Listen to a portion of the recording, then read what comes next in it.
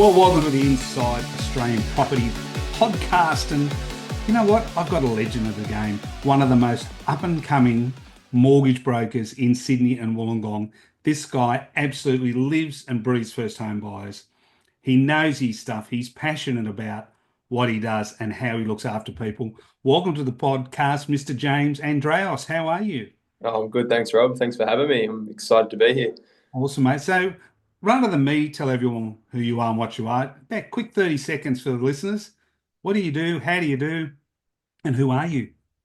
Well, as introduced, my name is James Andraos. I'm a mortgage broker, uh, pretty much ranging from Wollongong all the way up to Randwick, Camden regions. Mm. Working for MoneyQuest for 2 years now and have been broking officially for almost a year. So did an undergrad program here and progressed into broking and really specialised in that first home buyer space and making sure that I'm able to educate people through that journey because for some people, it's the biggest investment they'll ever make. I think it's nearly the biggest investment everyone makes. Yeah. So important. And you see, like being a buyer's agent, I see first home buyers out there all the time. And I'll be honest with you, I see people take advantage of them because they don't know what they're doing, not because they're uneducated or ignorant. You don't know what you don't know. And it's so important for people to educate themselves. And that's why I got you on, because I've seen so many people who really don't understand how to get a mortgage, what's important about things when it is a first home owner, what you can claim, what you can't claim, and some of the traps. Now, in the last few weeks, we've seen an interest rate cut. Now, they can happen at any time. And you talk to a first home buyer and they get excited. Oh, great, I can borrow more. Guess what? House prices, according to CoreLogic already, have started to rise in every capital city around the country. So first and foremost, when a first home buyer comes to you, they've got their first home loan approved through you, and they ring and say, mate, they've just dropped 0.25, and they're all excited. What do you say to them? Because, we really don't want them to make a decision that they're going to regret later. Well, I'll let them know to not act impulsively. I think that's the biggest factor because as soon as interest rates dropped, even from mine, without first home buyers being considered, there was a lot of interest from investor too. Yes. People thought there's confidence coming back into the market, rates are coming down, and I think there was a general consensus that this will be the first of many. Mm. So it's more to not get overexcited by that piece. 0.25 of a reduction, depending on your loan amount, isn't too much of a saving. Mm. Even with borrowing capacity, it's not going to increase how much you can borrow by that much either. If anything, it just invites more competition to open homes and more competition into the market that you're now battling with.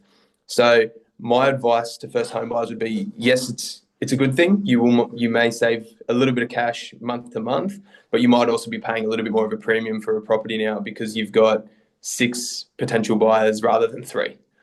So I think the interest rate plays a massive part in consumer confidence, and especially I think the fear tactics put across by the media as well. Mm. It's really important to do your own research that's not driven by an agenda and do your due diligence in regards to the market to ensure that you're well educated and not being given information that's causing you to be somewhat trigger happy. Yeah. That's my biggest advice is to not make your decision based on external factors Yeah. that aren't in your control. Be still resilient in what you want to do and have your goals set out, but without going, oh, interest rates are down now, I better buy now.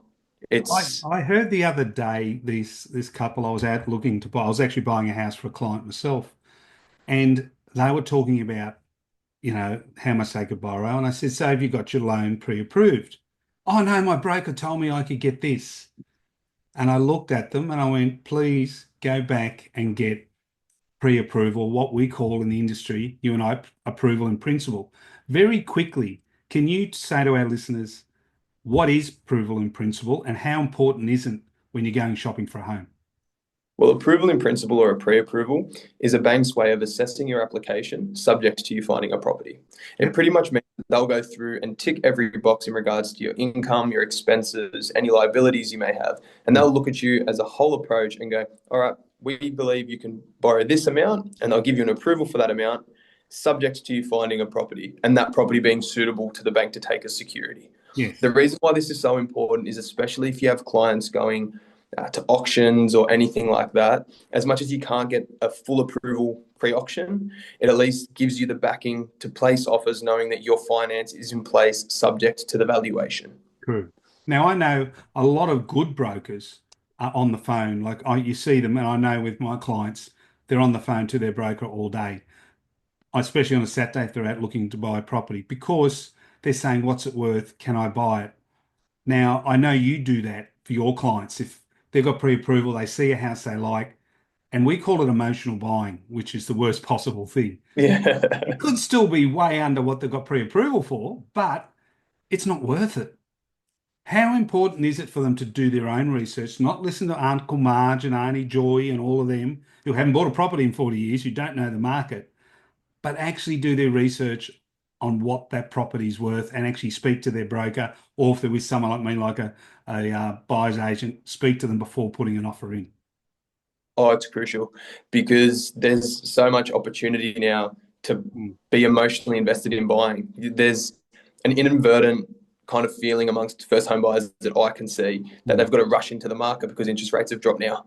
Yes. And I feel like speaking to people who have experience, who are in the game, who are doing this day to day, like ourselves, will give you such a leg up in knowing that you're not overpaying for a property. You're not stretching yourself, or you're not even, say, you get in a bidding war Mm. with someone and you've then gone and paid 10 or 20 grand over without consulting. Yes.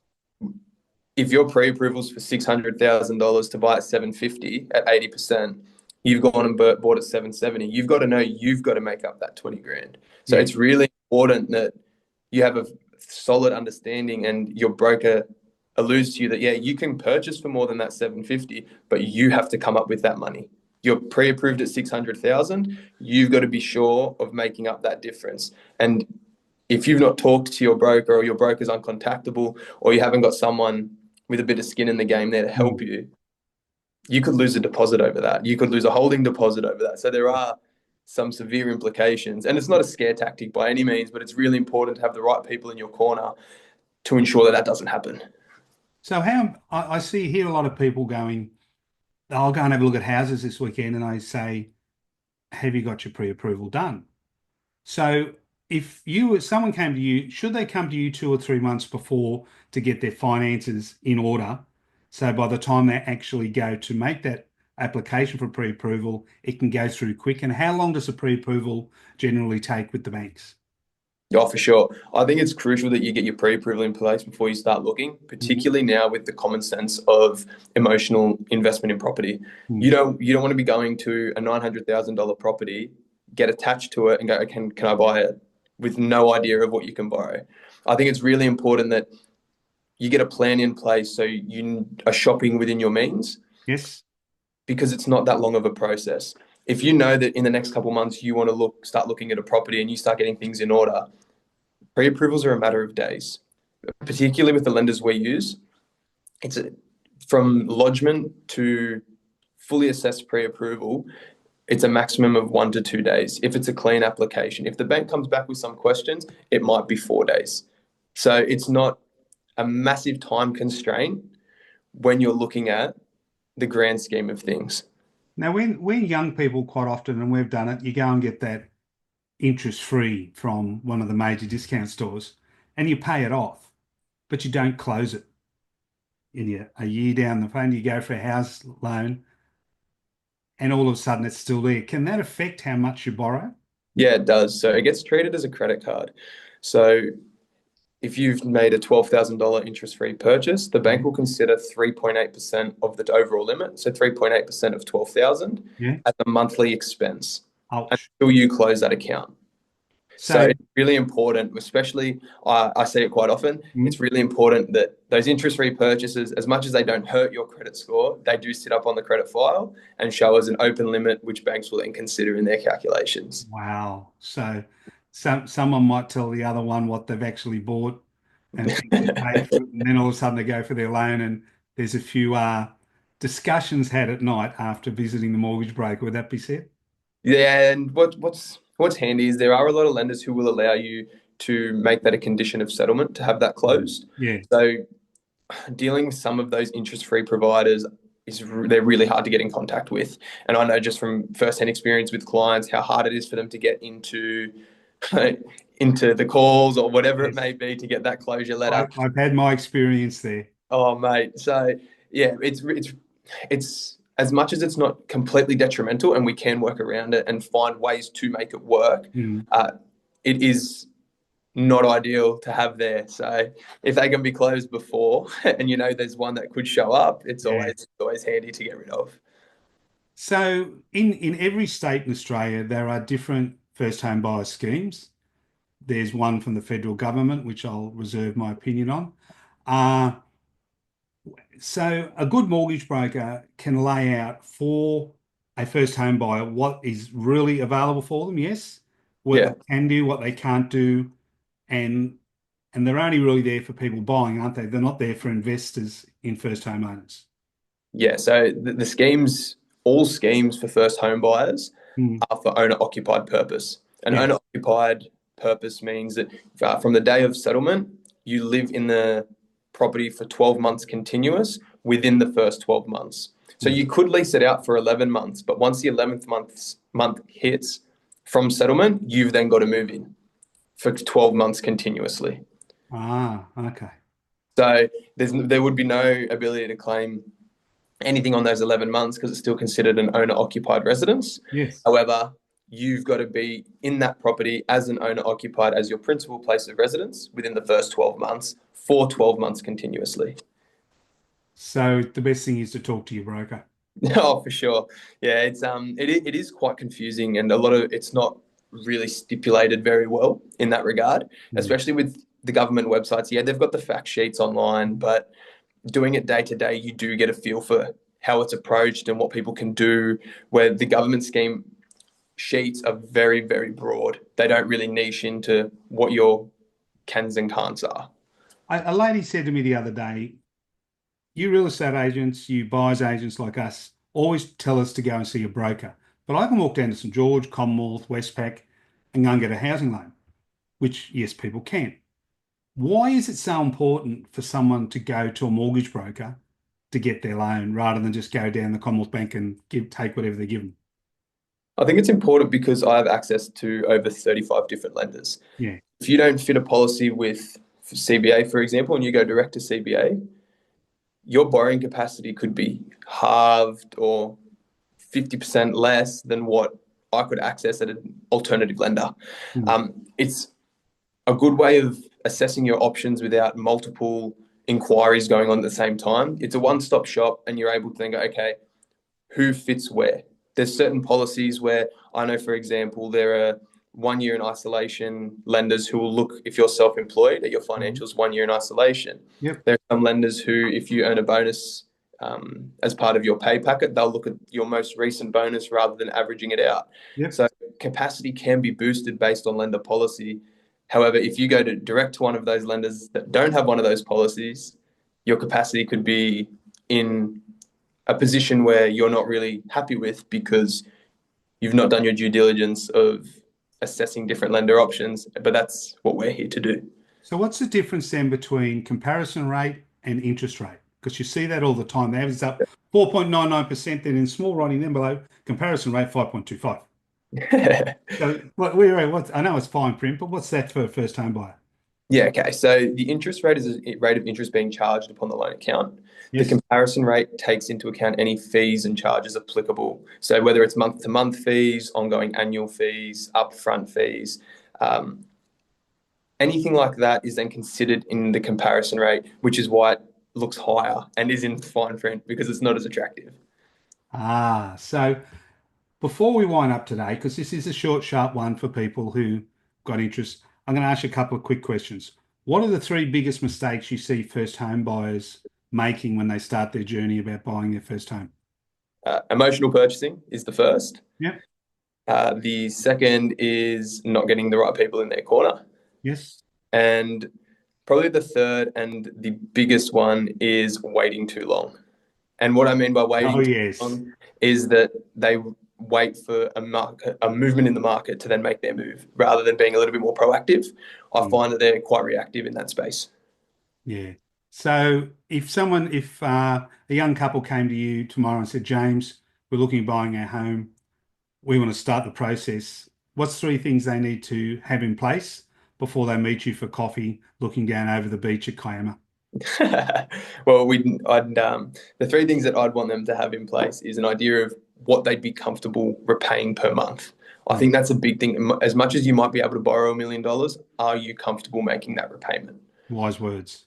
Another thing I'd need to know is what they have in savings, because as much as you might say, yeah, I've got $160,000 saved, the last thing you want to be doing to a first home buyer is putting $160,000 into a property and leaving them bare. You Yes. have some funds on hand for a rainy day. The final thing, and again, the most important thing, I'd be saying, uh, do your own due diligence. Like, make sure you come prepared to do some work on your end, Yes. not get emotionally invested in property, and have an idea of what things are worth. If that means engaging with a buyer's agent like yourself or engaging with a broker to ensure that that happens, then I think that's probably the most important piece of the puzzle. And I tell a lot of people to get their conveyancer locked in before. And Oh, for I know sure. because when I do a deal, I work with the conveyancer and the mortgage broker and myself to get the deal over the line.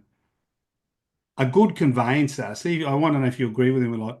A good conveyancer will, if you've locked them in, will review the contract for you because there are hidden clauses in a contract that can make or break what you're doing, especially around land tax, around vacant possession or a tenancy already there, and settlement times. For sure. And you want to be able to liaise with a conveyancer. I find the conveyancers I've dealt with just so much, it makes the process so much easier when you're able to call them, they answer Mm. their emails, and you're working as a team rather than I'm the broker, you're the conveyancer, and just do your bit. I much prefer to work in conjunction and make sure that we can get things to settlement on time. Yeah, that's so true, so true. James, it's been absolutely fantastic talking to you. I know you personally. I know the passion you have for looking after your clients. You love getting people into their first home at the right right mortgage price with the right bank to service them and put a big smile on their face. Really, let's be honest, you can deal with a whole over Sydney. You might just be based in Wollongong, but I do know that you will travel anywhere if the clients are really good and it's going to be a good deal for both of you. How do people find you? So you can follow my Instagram, James Andraos Finance. Yes, They can also, my mobile's on pretty much 24/7, ready to go. So if they can give me a call, text on 0466 464 776. yeah, I'm happy to answer any inquiries. And even if people don't necessarily want to go to an application now or aren't in a position now, I'm always happy to have a discussion and talk them through what they need to do to get there. mate. Wise words. Thank you so much for today. Don't forget, everyone, this will be up everywhere. It'll be on the our web page. It'll be, I'm pretty sure, very soon across on James's web page as well. For Reach sure. out to both of us if you need to get hold of us. We're more than happy to share each other's details. And as I always say at the end of every one of my podcasts, have a groovy day.